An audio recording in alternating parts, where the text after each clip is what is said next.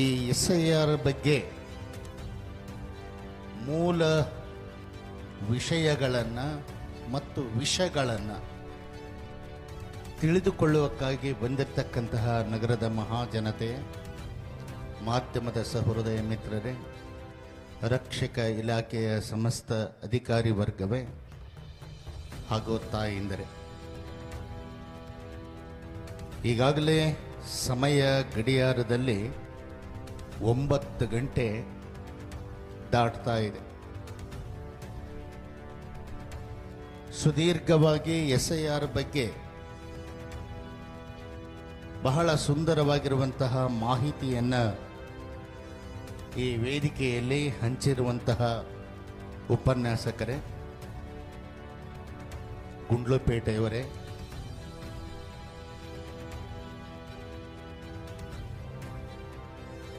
SIR ಬಗ್ಗೆ ರಾಜಕಾರಣಿಗಳು ಹೇಳುವ ಹಾಗೆ ನಾವು ಹೇಳಲಿಕ್ಕೆ ಬರೋದಿಲ್ಲ. ಚುನಾವಣಾ ಆಯೋಗ ಮತ್ತು ಮಹಾ ನ್ಯಾಯಾಲಯ ಕೊಟ್ಟಿರುವಂತಹ ಆಧಾರದ ಮೇಲೆ ಇವತ್ತು ನೀವು ಎಲ್ಲರೂ ಸೇರಬೇಕಾಗಿರುವಂತಹದ್ದು, ಸೇರಲೇಬೇಕಾಗಿರುವಂತಹದ್ದು ಬಹಳಷ್ಟು ಅನಿವಾರ್ಯ ಪರಿಸ್ಥಿತಿಯಲ್ಲಿ ನಾವಿದ್ದೇವೆ. ಯಾಕಿದ್ದೇವೆ ಅಂತ ತಿಳ್ಕೊಂಡು ಕೇಳಿದ್ರೆ ಜನರಿಗೆ ಬಹಳ ಗೊಂದಲ ಇದೆ. ಎಷ್ಟು ಗೊಂದಲ ಇದೆ ಅಂತ ತಿಳ್ಕೊಂಡ್ರೆ ಗೊಂದಲದಲ್ಲಿ ಗೊಂದಲ ಇದೆ.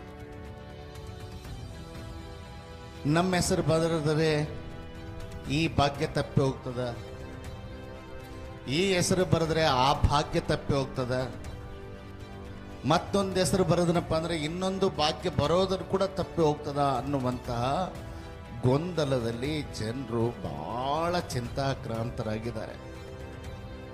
ಅದು ಹಿಂದ ಒಂದು ಗಾದೆ ಮಾತಿತ್ತು, ಪುಸ್ತಕದಲ್ಲಿತ್ತು, ಇವತ್ತೆಲ್ಲ ಪ್ರಚಲಿತವಾಗಿ ಬಂದ್ಬಿಟ್ಟಿದೆ. ಏನು ಆ ಗಾದೆ ಮಾತು ಅಂತ ತಿಳ್ಕೊಂಡು ಕೇಳಿದ್ರೆ, ಏ ಜೀವನ್ ಏಕ್ ಭೋಸ್ಕಾ ಲಾಡು ಹೈ, ಜೋ ಕಾಯೇಗಾ ವೋ ಭಿ ರೋಯೇಗಾ, ಜೋ ನೈ ಕಾಯೇಗಾ ವೋ ಭಿ ರೋಯೇಗಾ, ಕ್ಯಾ ಈ ಭೋಸ್ಕಾ ಲಾಡು. ಹಂಗಾಗಿದೆ ನಮ್ಮ ಪರಿಸ್ಥಿತಿ, ನಿಮ್ಮ ಪರಿಸ್ಥಿತಿ. ಇದರ ಬಗ್ಗೆ ಅರಿವನ್ನ ಮೂಡಿಸುವುದಕ್ಕಾಗಿ ನಮ್ಮ ಜನರು ಮುಂದಾಗ್ತಾರ, ಅದನ್ನೂ ಇಲ್ಲ. ಮುಂದಾದವರಿಗೆ ಸಹಕಾರವನ್ನು ಕೊಡ್ತಾರ, ಅದನ್ನೂ ಇಲ್ಲ. ಪರಿಸ್ಥಿತಿ ಬಹಳ ಬಿಗಡಾಯಿಸ್ಬಿಟ್ಟಿದೆ. ಯಾರಿಗೂ ಕೂಡ ಪುರುಷತ್ತಿಗಿಲ್ಲ. ಮನೆಗೆ ಬಂದಿರತಕ್ಕಂತಹ ಜನಗಣತಿಯವರಿಗೆ ಅವರಿಲ್ಲ ಇವರಿಲ್ಲ, ನೀನು ಹೋಗ್ಬಿಡಪ್ಪ ಅಂತ ತಿಳ್ಕೊಂಡು ಹೇಳುವಂತಹ ಮಟ್ಟಿಗೆ ಜನರು ಬಂದ್ಬಿಟ್ಟಿದ್ದಾರೆ, ಗೊಂದಲದಲ್ಲಿದ್ದಾರೆ. ಹಿಂಗಾದ್ರೆ ಪರಿಸ್ಥಿತಿ ಏನಾಗ್ತಾ ಇದೆ ಅಂತ ತಿಳ್ಕೊಂಡು ಕೇಳಿದ್ರೆ, ಮೂಲ ಯಾರು ವಾರಸ್ದಾರಿದ್ದಾರೆ, ಇಲ್ಲೇ ಹುಟ್ಟಿ ಇಲ್ಲೇ ಬೆಳೆದು ಇಲ್ಲೇ ಸತ್ತು ತಮ್ಮ ದೇಹದ ಎಲ್ಲ ಪ್ರತಿಯೊಂದು ನಡತೆಗಳನ್ನು ಇಲ್ಲೇ ರೂಢಿಸಿಕೊಂಡವರು ಕೈ ಬಿಟ್ಟು ಹೋದಾಗ ಬಹಳ ನೋವನ್ನು ಪಡುವಂತಹ ಸಂದಿಗ್ಧ ಪರಿಸ್ಥಿತಿ ಆಗಬಾರದು ಅನ್ನುವಂತಹ ಉದ್ದೇಶದಿಂದ ಇವತ್ತು SDPI ತನ್ನ ಕಾರ್ಯ ಚೌಕಟ್ಟನ್ನು ಮೀರಿ ಯಾರಿಗೂ ತೊಂದರೆ ಆಗಲಾರ್ದೆ ಇವತ್ತು ಕರ್ನಾಟಕ ರಾಜ್ಯದ ಬಗ್ಗೆ 5.5 ಕೋಟಿಯಷ್ಟು ಮತದಾರರಿದ್ದಾರೆ ಅಂತ ತಿಳ್ಕೊಂಡು, ಒಂದಿಷ್ಟು ಜಾಸ್ತಿ ಇದ್ದರೂ ಕೂಡ ತಪ್ಪೇನಿಲ್ಲ. ಯಾರು ಮೂಲ ವಲಸಿಗರಿದ್ದಾರೆ ಅವರು ಯಾರೂ ಕೂಡ ಕೈ ಬಿಟ್ಟು ಹೋಗಬಾರದು ಅಂತ ನಮ್ಮ ಉದ್ದೇಶ. ಯಾರು ಬಿಟ್ಟು ಹೋಗಬಾರದು.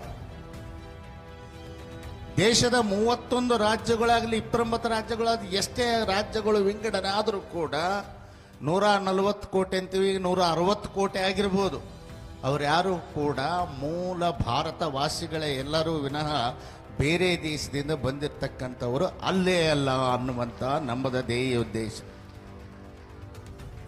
ಮೂಲ ವಲಸಿಗರು ಯಾರಿದಾರ ಅವರನ್ನು ಉಳಿಸಿಕೊಳ್ಳುವಂತಹ ಪ್ರಯತ್ನ ನಾವೆಲ್ಲರೂ ಕೂಡ ಮಾಡಬೇಕು, ನೀವೆಲ್ಲರೂ ಕೂಡ ಮಾಡಬೇಕಾಗಿರುವಂಥದ್ದು ಅವಶ್ಯಕವಾಗಿದೆ. ನಮ್ಮ ಉಪನ್ಯಾಸಕರು ಬಹಳ ಸುಂದರವಾಗಿ ಹೇಳಿದರು. ರಾಜಕಾರಣಿಗಳು ಇದರ ಬಗ್ಗೆ ಅರಿವನ್ನು ಮೂಡಿಸಬೇಕು, ತಮ್ಮ ವಾರ್ಡಿಗೆ ಹೋಗಿ ಅಂತ ತಿಳ್ಕೊಂಡು ಹೇಳಿದರು. ರಾಜ್ಯಸಭಾ ಸದಸ್ಯರಿಗೆ 6 ವರ್ಷ ಅಧಿಕಾರ ಇದೆ. ಯಾಕ್ರಿ? ಲೋಕಸಭಾ ಸದಸ್ಯರಿಗೆ 5 ವರ್ಷ ಇದೆ. MLAಗಳಿಗೆ MLCಗಳಿಗೆ ಅವರಿಗಿಷ್ಟು ವರ್ಷ ಇದೆ. ಇಲ್ಲಿ ಕರ್ನಾಟಕದಲ್ಲಿ ನಮ್ಮ ರಾಯಚೂರು ಜಿಲ್ಲೆಯಲ್ಲಿ ಮಹಾನಗರ ಪಾಲಿಕೆ ಆಗಿದೆ.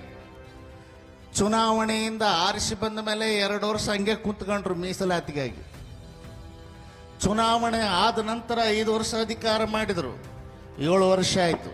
ಯಾವ ರಾಜ್ಯಸಭಾ ಸದಸ್ಯನಿಗಿದೆ 7 ವರ್ಷ? ಯಾರಿಗೇನು ಇದೆನಾ? ಈಗ ಮತ್ತೆ ಮುಗಿದು ಅಧಿಕಾರ ಮುಗಿದ್ರು ಕೂಡ ಇನ್ನೂ 6 ತಿಂಗಳು 7 ತಿಂಗಳು ಆಯ್ತು ಅಧಿಕಾರ ಮುಗಿದು.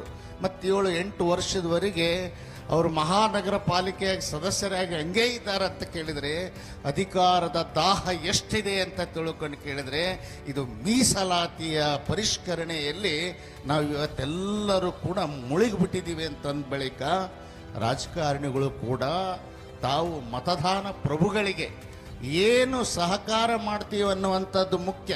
ಯಾಕಂದ್ರೆ ಅವರಿಂದ ಮತದಾನಗಳನ್ನು ಸ್ವೀಕಾರ ಮಾಡೋದಷ್ಟೇ ಅಲ್ಲ ಅವ್ರ ಕರ್ತವ್ಯ, ಅವ್ರ ಕಲ್ಯಾಣ ಬಯಸೋದಷ್ಟೇ ಅಲ್ಲ, ಪ್ರತಿಯೊಂದು ಆಗುವವುಗಳಿಗೆ ಸ್ಪಂದಿಸುವಂತಹ ಕಾರ್ಯ ಮುಂಚೂಣಿಯಲ್ಲಿರುವಂತಹ ಪ್ರಜಾಪ್ರಭುತ್ವದ ವ್ಯವಸ್ಥೆಯಲ್ಲಿ ಅವರು ರಾಜಕಾರಣಿಗಳು ಬಂದು ನಿಮಗೆ ಮನವರಿಕೆ ಮಾಡಿಕೊಂಡು ಯಾರು ಕೂಡ ಮೂಲ ಭಾರತ ವಾಸಿಗಳಿದಾರ ಅವರು ಎಂದಿಗೂ ಕೂಡ ಬಿಟ್ಟು ಹೋಗಬಾರ್ದು ಅಂತ ತಿಳ್ಕೊಂಡು ಒಕ್ಕೂರಲ್ಲಿಂದ ನಾವು ಹೇಳ್ತಾ ಇದ್ದೇವೆ. ಯಾಕಂತ ಕೇಳಿದರೆ ಇದರ ವಿರುದ್ಧ ನಾನಾ ಕೇಸ್ಗಳನ್ನು ಹಾಕಿ ಒಂದಿಷ್ಟು ಎಲ್ಲ ಸುಪ್ರೀಂ ಕೋರ್ಟ್ನಲ್ಲಿ ಎಲ್ಲ ನಡೆದಿತ್ತು. ಆದರೆ ಅದು ಯಾವುದಕ್ಕೂ ಕೂಡ ಪರಿಷ್ಕರಣೆಯನ್ನು ಮಾಡಿ ಇದು ಆಗಲೇಬೇಕು ಅಂತ ತಿಳ್ಕೊಂಡು ಮಹಾ ತೀರ್ಪು ಹೇಳಿರುವುದರಿಂದ ಇದನ್ನು ಯಾರು ಕೂಡ ತಪ್ಪಬಾರ್ದು. ಹೇಗೆ ತುಂಬಬೇಕು, ಯಾವ ರೀತಿ ನಾವು ಅನುಕೂಲ ಮಾಡಬೇಕನ್ನುವಂಥದ್ದನ್ನು ನಮ್ಮ ಉಪನ್ಯಾಸಕರು ಭಾಳ ಸುಂದರವಾಗಿ ಹೇಳಿದ್ದಾರೆ. ಇದೊಂದು ಜಿಲ್ಲೆಯ ಜಾಗೃತಿ ಕಾರ್ಯಕ್ರಮ ಅಂತ ತಿಳ್ಕೊಂಡು SDPI ರಾಜ್ಯಾಧ್ಯಕ್ಷರಿಗೆ ನಾವು ಧನ್ಯವಾದಗಳನ್ನು ಹೇಳಬೇಕಾಗಿದೆ. ಯಾರೂ ಮಾಡದೇ ಇರುವಂತಹ ಕಾರ್ಯವನ್ನು ಇವರು ತಮ್ಮ ಎಲ್ಲ ಸಂಘಟನೆಗಳ ಮೂಲಕ ನಿಮ್ಮೆಲ್ಲರಿಗೆ ಇದನ್ನು ಅರಿವನ್ನು ಮೂಡಿಸುವುದಕ್ಕಾಗಿ ಮೊದಲೇ ನಮ್ಗೆ ಮಾತಾಡ್ಲಿಕ್ಕೆ ಕೊಡಬೇಕಂತಂದ್ರು ನಮ್ಮ ಅಧಿಕಾರಿಗಳು. ನಾನು ಬೇಡಪ್ಪ, ನಾನು ಕೂಡ ಕೇಳಬೇಕಾಗಿದೆ, ಅವ್ರು ಕೂಡ ಮಾತಾಡಿಸ್ರಿ ಅಂತ ತಿಳ್ಕೊಂಡು ಹೇಳಿದೆ. ಅವರೆಲ್ಲ ರಾಜಕೀಯವಾಗಿ ಆಮೇಲೆ ಅನೇಕ ವಿಷಯಗಳ ಬಗ್ಗೆ ಅದೆಲ್ಲ ಸಹಜವಾಗಿ ಬರ್ತಿರ್ತದೆ. ಒಂದು ಮನುಷ್ಯನಿಗೆ ತಂತನತೆಯನ್ನು ಕಳೆದುಕೊಂಡು ಜೀವನ ಮಾಡೋದ್ರಲ್ಲಿ ಏನು ಕವಡೆ ಕಾಸಿನ ಕಿಮ್ಮತ್ತಿದೆ? ತನ್ನರಿವನ್ನಿಟ್ಟುಕೊಂಡು ಜೀವನ ಮಾಡುವಂಥದ್ದು ಪ್ರತಿಯೊಬ್ಬ ಭಾರತೀಯನ ಅತ್ಯ ಕರ್ತವ್ಯವಾಗಿರುವುದರಿಂದ ತಮ್ಮ ನೀತಿ ನಿಲುವುಗಳೊಂದಿಗೆ ಇದರಲ್ಲಿ ನೋಂದಾಯಿತವಾಗಿರುವಂತಹ ಏನು ಕಲಂಗಳಿದ್ದಾವೆ 3 ಜೆರಾಕ್ಸ್ಗಳನ್ನು ಮಾಡಿ ಫೈನಲ್ ಆಗಿ ಈ ಮೂಲ ಒರಿಜಿನಲ್ ಪತ್ರಿಕೆಯಲ್ಲಿ ತುಂಬೋದಕ್ಕಿಂತ ಪೂರ್ವದಲ್ಲಿ ಆ ಜೆರಾಕ್ಸ್ ಪೇಪರ್ನಲ್ಲಿ ಅಸ್ತು ಅಂತ ತಿಳ್ಕೊಂಡು ಓಕೆ ಅಂದಮೇಲೆ ಇದನ್ನು ತುಂಬಬೇಕು ಅನ್ನುವಂಥದ್ದೊಂದು ಮಾಹಿತಿಯನ್ನು ನಮಗೆಲ್ಲರಿಗೆ ಕೊಟ್ಟಿದ್ದಾರಲ್ಲ, ಅವರಿಗೂ ಕೂಡ ಧನ್ಯವಾದಗಳನ್ನು ಹೇಳಿ ಈಗಾಗಲೇ 9 ಗಂಟೆ ದಾಟ್ತಾ ಇದೆ. ಇನ್ನೂ ಅನೇಕರು ಮಾತಾಡಬೇಕಾಗಿದೆ. ಇವರು ರಾಜ್ಯಾಧ್ಯಕ್ಷರು ಕೂಡ ಮಾತನಾಡುವ ಇದ್ದಾರೆ. ನಮಗೂ ಪೂಜಾ ಟೈಮ್ ಆಗಿದೆ. ಒಂದು 5-10 ನಿಮಿಷ ಇಲ್ಲಿ ಕುಂತ್ಕೊಂಡು ನಾವು ವೇದಿಕೆಯಿಂದ ನಿರ್ಗಮಿಸ್ತೀವಿ. ಇನ್ನು ಎಲ್ಲಿವರೆಗೆ ಸಭೆ ನಡೀತದೆ ನಡಲಿ. ಅದರ ಬಗ್ಗೆ ಏನು ಅಂತಂದರೆ ಇದು ಎಷ್ಟೊತ್ತು ನಡೀತದೆ ಎಷ್ಟೊತ್ತು ಬಿಡುತ್ತದ ಅದು ಬೇರೆ ಪ್ರಶ್ನೆ. ಈ SIR ಬಗ್ಗೆ ಯಾರೂ ಕೂಡ ಅಲಕ್ಷ್ಯ ಮಾಡಲಾರ್ದೆ ಮೂಲ ವಲಸಿಗರ ಕೈ ತಪ್ಪಿ ಹೋಗಲಾರ್ದಾಗೆ ನಾವಲ್ಲ ನೀವು ಜಾಗೃತರಾಗಿ ಇದನ್ನು ತುಂಬಿ ಕಳಿಸಿದ್ನಪ್ಪ ಅಂದರೆ ನಾವೆಲ್ಲರೂ ಕೂಡ ಭಾರತದ ಮೂಲ ವಾಸಿಗಳು ಅನ್ನುವಂಥ ತೋರಿಸಲಿಕ್ಕೆ ಇದೊಂದು ಜನರಿಗೆ ಅರಿವನ್ನು ಮೂಡಿಸುವಂಥ ಕಾರ್ಯಕ್ರಮ ಅನ್ನುವಂಥ ಮಾತನ್ನು ಹೇಳಿ ನಮ್ಮ ಸಂಕ್ಷಿಪ್ತ ಸಂದೇಶವನ್ನು ವಿರಾಮ ಕೊಡ್ತೀವಿ. ನಾವ್ಯಾರೂ ಕೂಡ SIR ವಿರೋಧಿಗಳಲ್ಲ ಅನ್ನುವಂಥ ಮಾತನ್ನು ಹೇಳಿ ನಮ್ಮ ಸಂದೇಶಕ್ಕೆ ವಿರಾಮ ಕೊಡಿಸ್ತೇವೆ.